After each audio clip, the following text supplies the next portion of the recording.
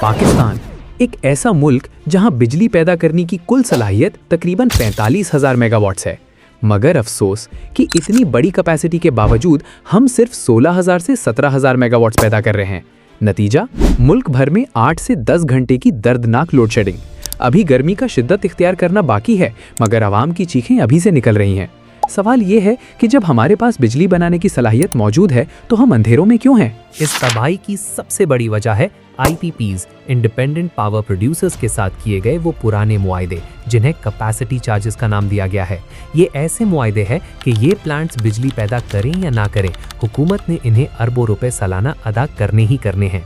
आसान अल्फाज में, अगर एक प्लांट की कैपेसिटी 100 मेगावाट है और हुकूमत उससे सिर्फ 10 मेगावाट बिजली लेती है, तब भी अदायगी पूरे 100 मेगावाट की होगी।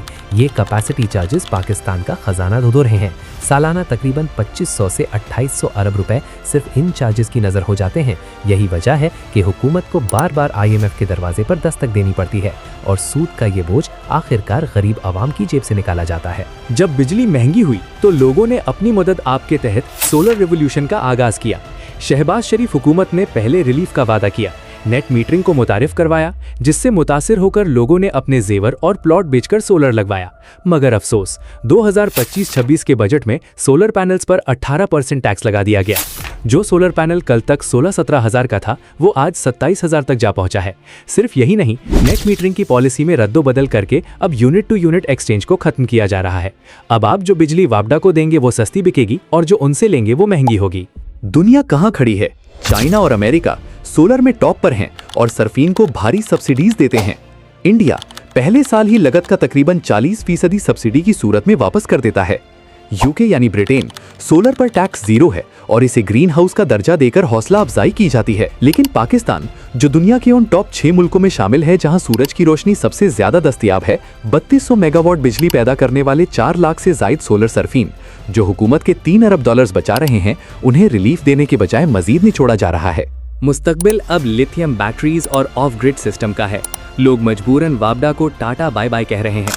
अमीर तो अपना इंतजाम कर लेगा, मगर वो गरीब कहाँ जाए जिसका एक पंखा और एक बल्ब भी अब आसमानी बिजली बनकर उसके बिल में गिर रहा है। हुकूमत को होश के नाखून लेने होंगे, वरना ये अंधेरे सिर्फ बिजली के नहीं बल्कि माशी तबाही के होंगे। पाकिस्तान में कुदरती वसाइल की कमी नहीं, कमी है तो सिर्फ सही सिमत और अवाम दोस्त पॉलिसीज की। जब तक हम महंगे मुआहिदों और कैपेसिटी चार्जेस के बोझ तले दबे रहेंगे, तब तक रोशनी सिर्फ ख्वाब ही रहेगी। सोलर इनकलाब को रोकना नामुमकिन है, क्योंकि अवाम अब मजीद बोझ उठाने की सकत नहीं रखती। लेकिन सवाल यह है कि क्या हुकूमत वक्त की नब्ज पहचान कर अवाम को रिलीफ देगी, या फिर ये अंधेरे हमारा मुकद्दर बने रहेंगे? आप इस नए सोलर टैक्स और नेट मीटरिंग की पॉलिसी के बारे में क्या राय रखते हैं? क्या आपको लगता है कि ऑफ ग्रिड शिफ्ट होना ही आखिरी हल है? कमेंट सेक्शन में अपनी राय का इजहार जरूर करें। अगर आपको ये वीडियो पसंद आई और आप ऐसी मजीद इन्वेस्टिगेटिव डॉक्यूमेंट्रीज देखना चाहते हैं तो डार्क प्रोटोकॉल TV को सब्सक्राइब करें और बेल आइकन को दबाना ना भूलें, ताकि हर हिडन ट्रूथ आप तक बर वक्त पहुंच सके। मिलते हैं अगली वीडियो में। पाकिस्तान जिंदाबाद।